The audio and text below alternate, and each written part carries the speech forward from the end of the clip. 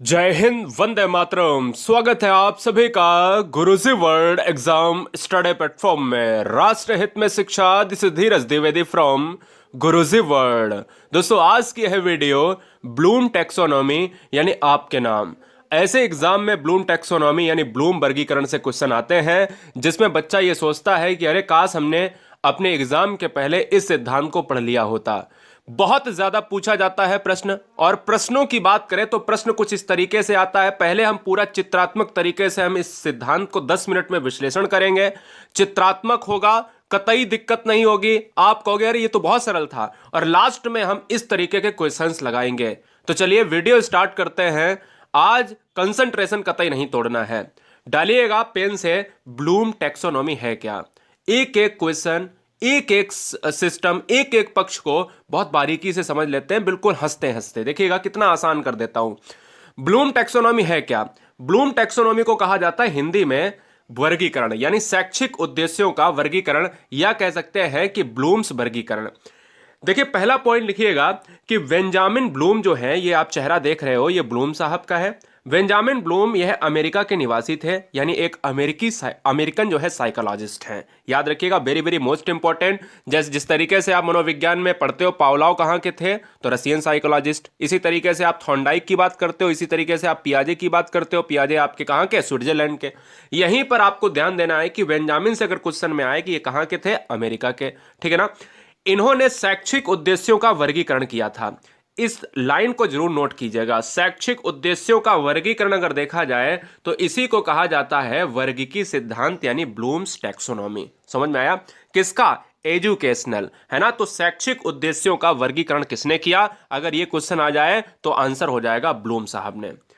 इन्होंने कितने पक्ष दिए, इन्होंने 3 पक्ष दिए। अब ऑप्शंस में ऐसे भी आ सकता है कि 4, 5, 3, 2, तो वहां पर आपको 3 मारना पड़ेगा, है ना। ज्ञानात्मक पक्ष दिया है जिसको कहा गया कॉग्निटिव डोमेन, भावात्मक पक्ष दिया गया है जिसको कहा गया अफेक्टिव डोमेन, क्रियात्मक पक्ष दिया गया है जिसको कहा गया, फटाफट बताइएगा दोस्तों, बहुत बढ़िया, साइकोमोटर डोमेन।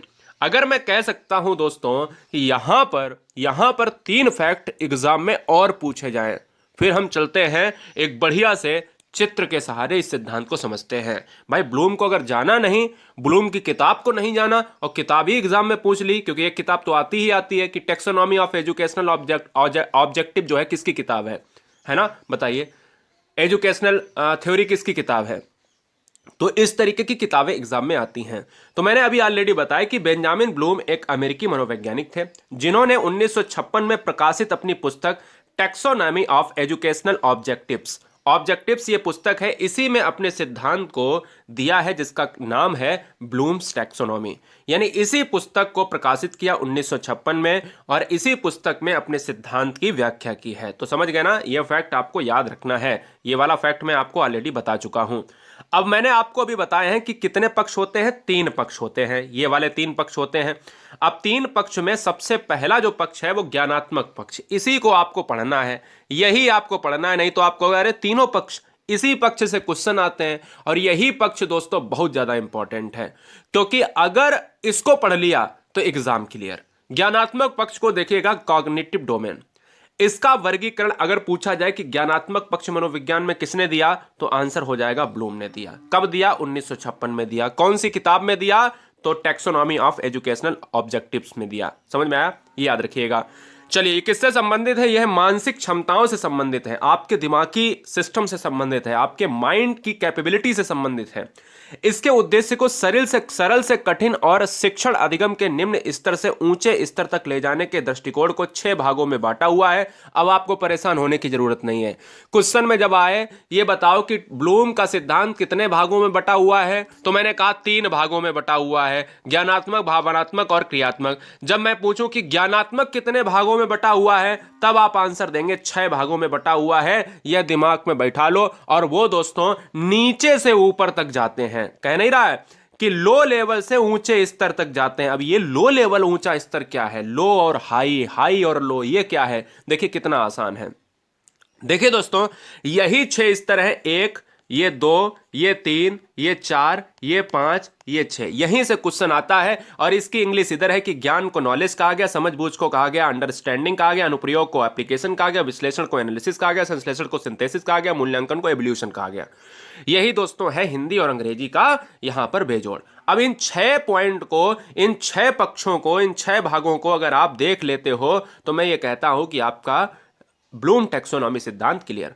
अब देखिए यहां पर सबसे पहले मैंने कहा कि इस ब्लूम टैक्सोनॉमी के में कह रहा है साफ साफ कि शिक्षण अधिगम निम्न यानी लो लेवल से ऊंचे लेवल तक जाते हैं। लो से ऊंचा बढ़ना है, नीचे से ऊंचा बढ़ना है, मतलब ऐसे चलना है। तो पहले ज्ञान पढ़ेंगे, फिर समझबूझ पढ़ेंगे, अनुप्रयोग पढ़ेंगे, विश्लेषण पढ़ेंगे, संश्लेषण, फिर मूल्यांकन। ये क्या है? पढ़ेंगे थोड़ी ना, ये बहुत आसान है। देखो जैसे मुझे ये सिद्धांत पढ़ना है, तो मुझे ये सिद्धांत पढ़ना है, मतलब अगर मैं किसी को पढ़ा रहा हूं तो उसको ये पता ही नहीं है कि ब्लूम टैक्सोनॉमी होता क्या है, तो सबसे पहले मैं उसको ज्ञान कराऊंगा। ध्यान दो कितना ट्रिकी है।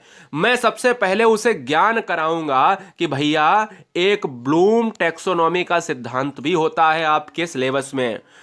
वो कहेगा अरे अच्छा, हाँ बिल्कुल कहेगा। वो कहेगा अच्छा, तो फिर वो ज्ञान, उसको इतना ज्ञान हो जाएगा कि हाँ एक सिद्धांत भी होता है जिसका नाम है ब्लूम टैक्सोनॉमी। फिर जो है वो क्या करेगा दूसरे में, फिर वो दूसरे में कहेगा कि भैया ज्ञान तो हो गया है, अब इसकी समझ विकसित करी जाती है, इसमें समझ विकसित करी जाती है, व्याख्या की जाती है, उसको डिटेल में बताया जाता है कि अरे इसमें ये होता है, ठीक है ना। फिर वो कहेगा अरे क्या बात है, मजा आ गया। अनुप्रयोग में क्या होता है, फिर वो अपने आप से उसको अनुप्रयोग एप्लीकेंट करता, एप्लीकेशन में लाता है, हमसे कहता है अरे इसका, अरे ये सिद्धांत अगर होता है तो इसका अनुप्रयोग प्रयोग तो किया जाए ना, बिल्कुल किया जाए, आप भी कहते हो है ना। फिर वो हर चीज का विश्लेषण करता है कि इसमें क्या है, इसमें अच्छा क्या है, इसमें बुरा क्या है, इसमें निगेटिव क्या है, इसमें पॉजिटिव क्या है। फिर वो क्या है, संश्लेषण करता है, सबको मिला के कहता अरे कोई बात नहीं, ओवरऑल सब कुछ ठीक है, बढ़िया है ना। हम जब कोई भी लड़की को देखने जाते हैं या लड़के को देखने जाते हैं तो कहते हैं कि लड़का काला है, लड़की काली है, या लड़का गोरा है, या लड़का सुंदर है, या छोटा है, नाटा है, तो उसको हम कहते हैं विश्लेषण। लेकिन बाद में हम ये कह देते हैं कि अरे कोई बात नहीं, सब कुछ बढ़िया जोड़ बन रहा, ओवरऑल ठीक है। और फिर हम लास्ट में मूल्यांकन में कहते हैं कि अब शादी पक्की हो गई। समझ में आया? इसलिए मैं आपको ट्रिकी वे में समझा रहा हूं। अब आते हैं एक एक फैक्ट को बहुत अच्छे से पढ़ते हैं। देखिए टैक्सोनॉमी सिद्धांत में सबसे पहला हमने कहा कि नीचे से ऊपर बढ़ना है, ज्ञान की बात करना है। इसमें बच्चों को आंकड़े, जानकारी को याद कराया जाता है, प्रत्याय स्मरण यानी रिकॉल, जो पहले पढ़ा हुआ होता है उसको रिकॉल कराया जाता है, आदि कराने का प्रयास किया जाता है। समझ में आया कि जब भी अगर ब्लूम टैक्सोनॉमी को पहले पक्ष में आप संज्ञानात्मक पक्ष में, ज्ञानात्मक पक्ष में ये पढ़ेंगे कि ज्ञान क्या है, तो ज्ञान सिंपल सा ये है कि उसको केवल जानकारी दे दो, किसी भी सब्जेक्ट की जानकारी दे दो तो वही आंकड़े ज्ञान कहलाते हैं। बोलो कॉन्सेप्ट क्लियर? तो हमने क्या आप सीख लिया, ज्ञान सीख लिया, केवल जानकारी। अब दूसरा हमारा है, मुझे ऊपर जाना है, बोध आएगा। बोध आएगा, बोध का मतलब होता है समझबूझ, वही होता है अंडरस्टैंडिंग, ठीक है ना। तो अंडरस्टैंडिंग या कंप्रहेंशन की बात करें तो दोस्तों कोई दिक्कत नहीं है, एक ही चीज होती है। इसमें बच्चों को जो ज्ञान कराया जाता है, यहां बोध लिख लो चाहे समझ बूझ लिख लो, कोई दिक्कत नहीं, एक ही चीज हो, उसका मतलब ही एक ही चीज होता है। इसमें बच्चों को जो ज्ञान कराया जाता है उसकी समझ विकसित की जाती है। भैया हमने जो यहां पर जानकारी दी है ना, याद कराया है, रिकॉल कराए हैं आंकड़े, उसमें क्या है कि उसके आगे हम समझ विकसित करेंगे। जैसे अर्थ को समझाना कि बेटा जो हमने तुम्हें जानकारी दी है ना, आ से अनार, आ से आम, है ना, तो उसके बारे में हम और डिटेल में आपको बताएंगे, समस्याओं की व्याख्या करेंगे, जिससे तुम्हारा कॉन्सेप्ट है ना वो क्लियर हो जाए। अगले हम फैक्ट पर जब हम बढ़ेंगे तो हमने कहा ज्ञान हो गया, समझ बूझ हो गया या बोध हो गया। अब हम जो है हमें पता चल गया कि अरे ये तो भैया सिद्धांत बड़ा बढ़िया है, अब हम इसको अपने प्रयोग में लाएं। क्या एप्लीकेशन नहीं कर सकते, क्या अनुप्रयोग नहीं कर सकते? तो चलिए अब हम अनुप्रयोग पढ़ते हैं। एप्लीकेशन क्या है देखिए, इसमें आत्मसात यानी एसिमिलेटेड किए गए ज्ञान को, जो हमने अभी ऊपर व्याख्या वाला पॉइंट पढ़ा है कि हम जब व्याख्या देते हैं तो बच्चे को बोध हो जाता है, समझबूझ हो जाती है। तो इसमें आत्मसात यानी एसिमिलेटेड किए गए ज्ञान को, जो हमारे माइंड में विकसित किया गया ज्ञान है, उन परिस्थितियों के अनुसार प्रयोग किया जाता है। भैया हमारे टीचर ने ज्ञान हमें दे दिया, अब हम घर जाकर उसका प्रयोग करेंगे ना? बिल्कुल करेंगे दोस्तों। जैसे जांच करना, प्रदर्शित करना, गणना करना कि क्या ये जो नियम बताया है क्या ये सही है, क्या बिल्कुल ठीक है कि नहीं, तो अनुप्रयोग इसी को कहा जाता है। ब्लूम्स टैक्सोनॉमी, ये थोड़ा सा ब्लर दिख रहा होगा, कोई बात नहीं। हमने अनुप्रयोग किया, हमें ऊपर जाना विश्लेषण। अब जो हमने प्रयोग किया है, अब बारी आती है कि इसको विश्लेषण किया जाए। मेरी भाई बारी अब आती है कि भाई अब लड़की को देखने गए हैं, लड़के को देखने गए हैं, अब बारी ये आती है कि उसके पैर भी देखें, उसके हाथ भी देखें, कहीं कोई इशू तो नहीं है, शारीरिक रूप से मानसिक रूप से एकदम से ठीक है। तो विश्लेषण का मतलब होता है, विश्लेषण देखिएगा, एनालिसिस का मतलब होता है हर पक्ष को देखना, हर पक्ष को जांचना। इसमें आत्मसात किए हुए ज्ञान को भिन्न भिन्न भागों में अलग करने की क्षमता, यानी हर चीज को, हर पक्ष को अगर अलग अलग चेक कर रहे हो, अलग अलग करने की क्षमता है, तो उसी को हम कहते हैं विश्लेषण। उसी के आधार पर जो निष्कर्ष निकाला जाता है वही है विश्लेषण। अब हमने देखिएगा, हमने ज्ञान कर लिया, समझ लिया, प्रयोग कर लिया, विश्लेषण भी कर लिया। अब हमने विश्लेषण कर लिया, अब बारी है संश्लेषण की। देखिए विश्लेषण में चीजों को अलग किया जाता है, चार चीजें हैं, अलग कर लिया। और इन्हीं को अगर हम चारों को एक बड़ा, इनको मिला के एक हम बड़ी चीज बना दे, तो बस यही है विश्लेषण का उल्टा होता है संश्लेषण। इसमें अलग किया जाता है और इसमें दोस्तों क्या होता है, जोड़ा जाता है। बस इतना याद रखना है। इसमें नए अर्थ पर जोर देकर हिस्सों को जोड़ा जाता है, संपूर्ण बनाया जाता है, यानी कॉन्सेप्ट एंड रूल्स के आधार पर उनमें से कोई अपने अकॉर्डिंग कॉन्सेप्ट निकालना। मतलब वही लड़की वाला ऑप्शन आपको मैं देता हूं, उदाहरण देता हूं कि लड़की देखने गए, लड़का देखने गए, कहते हैं कि भैया सब कुछ ठीक है, छोटा है लेकिन, काला भी है लेकिन, है ना, काम चलेगा। तो जोड़ी बहुत बढ़िया, ओवरऑल सब कुछ अगर देखा जाए तो ठीक है। तो यहां पर जोड़कर देखा जाता है, जैसे तर्क देना, वाद विवाद करना, निष्कर्ष देना। ये दोस्तों क्या होते हैं, संश्लेषण कहलाते हैं। सारे पक्ष को जोड़ के अगर अपनी प्रतिक्रिया आप दे रहे हो कि भैया ठीक है, चार लोग बैठे होते कुर्सी पे, यही तो कहते हैं अरे कोई बात नहीं सब ठीक है ना, यही दोस्तों संश्लेषण होता है। इसको सिंथेसिस कहा जाता है। ब्लूम्स टैक्सोनॉमी में अंतिम पॉइंट आता है एवोल्यूशन का, मूल्यांकन का आता है। तो जरा हम इसको चेक कर लेते हैं। Bloom's taxonomy of educational objective सिद्धांत में लास्ट पॉइंट है मूल्यांकन। अब हम इसके बाद एक भावात्मक वाला पॉइंट देख लेंगे और उसके बाद 5 क्वेश्चन लगाएंगे सुपरफास्ट में। देखिएगा, इसमें सीखे गए ज्ञान का मूल्यांकन किया जाता है कि कितना सीखा है। भैया हमें शुरू में मैंने कहा कि ब्लूम्स टैक्सोनॉमी एक सिद्धांत होता है, तो ज्ञान कराया, उसके बारे में हमने पढ़ाया टीचर को। भैया टीचर ने पढ़ाया, देखिए सिद्धांत के बारे में बताया, उसके बारे में पढ़ाया, उसका प्रयोग किया, हर पक्ष को देखा, उसको ओवरऑल देखा, है ना, और लास्ट में ये कहा कि अब जो सीखा है ना उसको बताओ कितना सीखा। यही तो है। अगर हमने कहा लड़का देखने गए, इस ऐसे भी ले लो, लड़की वाले उदाहरण से, लड़का वाले उदाहरण से ले लो, है ना, क्रिकेट वाले उदाहरण से ले लो। तो लड़का भैया देखने गए, लड़की देखने गए, तो हमने कहा सब कुछ देख लिया। अब बाद में कहा कि भैया कैसा है, फाइनल है तो डेट निकलवाओ, फाइनल है तो डेट निकलवाओ। इसी में दोस्तों कह रहा है, इसमें सीखे गए ज्ञान का मूल्यांकन किया जाता है कि कितना सीखा है। यही दोस्तों है ब्लूम्स टैक्सोनॉमी। भावात्मक पक्ष में ज्यादा परेशानी वाली बात नहीं है। फिर हम चलते हैं क्वेश्चंस पर। भावात्मक पक्ष में क्या है कि अफेक्टिव डोमेन कहलाता है। इसमें वे तरीके शामिल होते हैं जिनमें हम भावनात्मक रूप से सामना करते हैं, जैसे तारीफ, उत्साह, प्रेरणा। अगर आप कोई भी चीज अच्छा करते हो तो आपके पिताजी, आपकी माताजी या आपके परिवार में आपका जो है उत्साहवर्धन करते हैं, आपकी तारीफ करते हैं, ठीक है ना। तो यही दोस्तों भावनात्मक पक्ष होता है। ये अंदर से एक फीलिंग होती है जो भावनात्मक तौर पर आती है।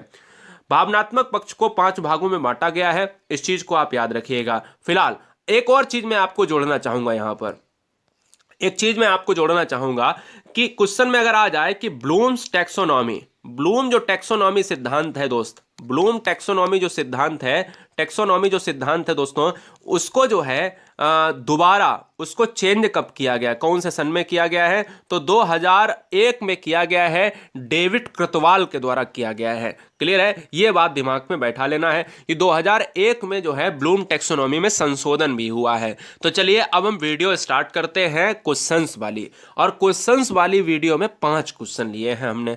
देखिए हमने पूरे वीडियो में आपसे ये नहीं कहा है कि सी टेट का चल रहा, टेट का चल रहा, या आप देखिए ही देखिए। मैं ये कहता हूं कि एक चीज एक ही बार में खत्म करना हूं, एग्जाम सर पे आ चुका है और कहीं ना कहीं आपको 1 घंटा भी समय है तो प्लेलिस्ट जाके देखिए और सारी चीजें कॉन्सेप्ट क्लियर कर लिए, मजा आ जाएगा। चित्र के तरीके से हमने ईवीएस को पढ़ाया, सब कुछ पढ़ाया, सीडीपी पढ़ाया, सब कुछ, मैथ संस्कृत सब कुछ पढ़ाया है। एक बार देखिए, और चल रहा है, परमानेंट चल रहा है दोस्तों। सब्सक्राइब कर लो अगर ईमानदारी से सिलेक्शन चाहिए। शिक्षा में उद्देश्यों का वर्गीकरण दिया गया है, तो दिया गया है ब्लूम्स के द्वारा दिया गया है।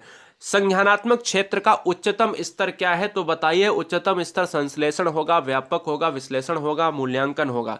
अरे भैया इतना आसान क्वेश्चन है कि संज्ञानात्मक क्षेत्र का उच्चतम स्तर क्या है? हमने कहा नीचे से चलेंगे ऊपर की तरफ। ऊपर में क्या दिया गया? मूल्यांकन दिया गया। क्या दिक्कत थी भैया? मूल्यांकन अगर दिया गया तो आंसर डी। अगर मुझसे कहता नीचे का स्तर क्या है तो ऑप्शन में अगर ज्ञान दिया होता। अगर इन्हीं में से अगर नीचा पूछता तो बताइए क्या होता, कमेंट करके बताइए। तीसरा, बालक सोचने विचारने के बाद सही निर्णय ले सकता है, यह किस प्रकार का उद्देश्य है? जरा लॉक किया जाए।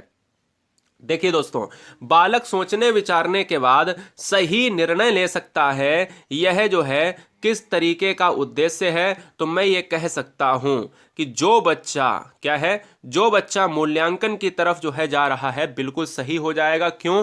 क्योंकि भैया उसको पता है, उसको कॉन्सेप्ट पता है, वो पहले से ही पूरी तरीके से हैंडल कर चुका है समस्याओं को। तो जब सही निर्णय की बात होगी तो मूल्यांकन की एवोल्यूशन की तरफ ही जाएगा।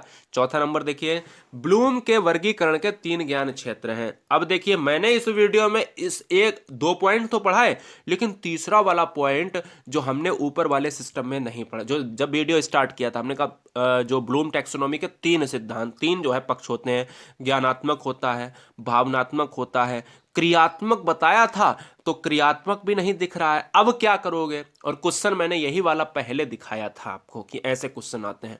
तो उसी से दोस्तों अभी मैंने जब आपको बोला था यहां पर कि जब भाव के द्वारा चीजें आती हैं, जब मनोवाहक अगर वर्ड आ जाए तो कभी भी मूल्यांकन मत लगा देना। मूल्यांकन तो दोस्तों हम ज्ञानात्मक के अंतर्गत, संज्ञानात्मक के अंतर्गत पढ़ते हैं, तो मूल्यांकन कैसे हो जाएगा? ये तो पार्ट गलत हो गया। अब हमें देखना है कि प्रशिक्षण होगा। अरे प्रशिक्षण तो है ही नहीं इस वर्ड में, इस पूरे वीडियो में नहीं प्रशिक्षण यूज हुआ है। अब ऑप्शन ए कट गया, ऑप्शन बी कट गया। अब ऑप्शन हमारे पास है क्या है? सामाजिक हमें लेना नहीं, क्योंकि हमें ज्ञानात्मक या संज्ञानात्मक लगाना है। आंसर हमारा सी हो जाएगा। क्यों? क्योंकि मनोवाहक को ही वही कहा गया है। ब्लूम की पाठ योजना आधारित है। ब्लूम की पाठ योजना आधारित है तो दोस्तों उद्देश्यों पर आधारित है। ये साफ साफ इंडिकेट है कि कितने उद्देश्य? बोले 6 पक्ष होने चाहिए। आंसर हमारा सी चला जाएगा। आप सभी बच्चों ने इस सिद्धांत को कितना एंजॉय किया है? मुझे ये उम्मीद है कि इस वीडियो में आने वाली कोई बहन, कोई भाई को निराशा नहीं मिला होगा इस टैक्सोनॉमी के सिद्धांत से। मुझे ये भी उम्मीद है कि आप सभी बच्चों ने, आप सभी बहनों ने सब्सक्राइब कर लिया होगा गुरुजी वर्ल्ड एग्जाम स्टडी। आप ईमानदार बच्चे हो और अपने दोस्तों को जरूर बताइएगा कि ईमानदारी से ही सिलेक्शन, ईमानदारी से ही की गई पढ़ाई से सिलेक्शन लिया जा सकता है। जय हिंद, वंदे मातरम। नीचे मैंने लिंक दे दी हैं, सारी लिंक को अगर आप पढ़ लेते हो तो मुझे ये लगता है कि कोई आपको रोक नहीं सकता। 2-3 घंटे में आप सब कुछ खत्म कर दोगे, ये पूरा वादा है। गुरुजी वर्ल्ड के टेलीग्राम से जुड़ने के लिए GURUJI एक स्पेस WORLD अगर आप सर्च करते हो तो आपको मिल जाएगा। गुरुजी वर्ल्ड का टेलीग्राम ज्वाइन कर लो, फुल प्राइवेसी के साथ है। जय हिंद, वंदे मातरम। मिलेंगे थोड़ी ही देर में नेक्स्ट वीडियो के साथ। गुरुजी वर्ल्ड के टेलीग्राम से जुड़ने के लिए आप सर्च करें GURUJI एक स्पेस WORLD। आपको गुरुजी वर्ल्ड एग्ज़ाम स्टडी पर अगर कोई भी नोटिफिकेशन नहीं मिलता है तो आपके टेट सी टेट की सारी वीडियोस हम एक ही लिंक में, अगर एक लिंक आपको दे देंगे तो आपका सी टेट क्लियर हो जाएगा। इसलिए लाखों बहनें, देखिएगा लाखों बच्चे यहाँ पर गुरुजी वर्ल्ड एग्जाम स्टडी के गुरुजी वर्ल्ड वाले, यानी केवल गुरुजी वर्ल्ड सर्च करना है, वो टेलीग्राम पर सर्च करना है, ठीक है ना। तो गुरुजी वर्ल्ड पे अगर इतने यहाँ पर सब्सक्राइबर या इससे थोड़े बहुत ज़्यादा या कम आपको देखने को मिल सकते हैं, वही ज्वाइन करें। 10-20 हज़ार 50,000 वाला ना ज्वाइन करें, वो हो सकता है फेक हो।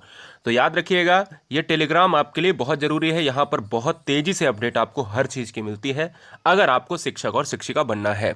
जय Hind, love you guys, thank you.